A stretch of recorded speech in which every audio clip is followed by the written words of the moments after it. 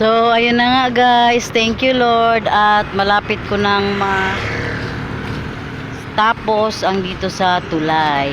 So, galing ako doon sa poste.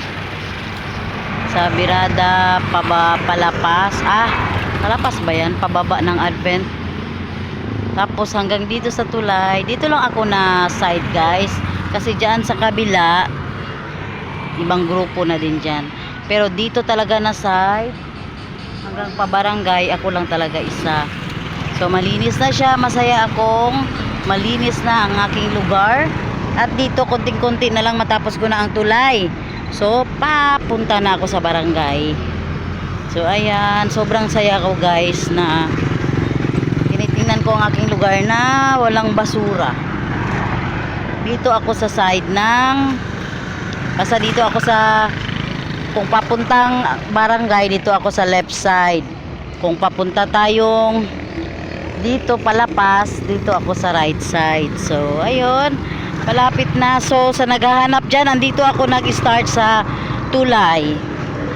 Doon talaga sa birada ng may poste. Pero hindi ako sure kung matapos ko hanggang barangay guys, kasi alas 9 na. Sobrang init na talaga. Dito parang ako sa tulay, parang napagod na ako guys. Napagod ba na? Pero ayun na nga. Hindi ako sure kung matapos ko to hanggang sa barangay. So basta ako, masaya ako na malinis dito sa aking area. Dito na lang, konti-konti na lang ang mayroong basura papuntang barangay.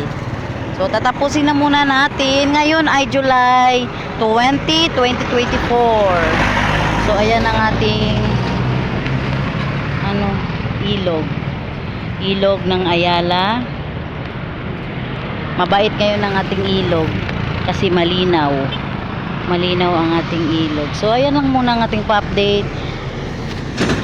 Hindi ako sure, basta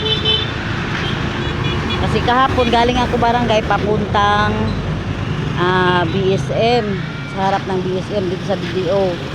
So ngayon, kaya nga dito ako nag-start ngayon kasi hindi ako umabot dito kahapon. So ayun lang.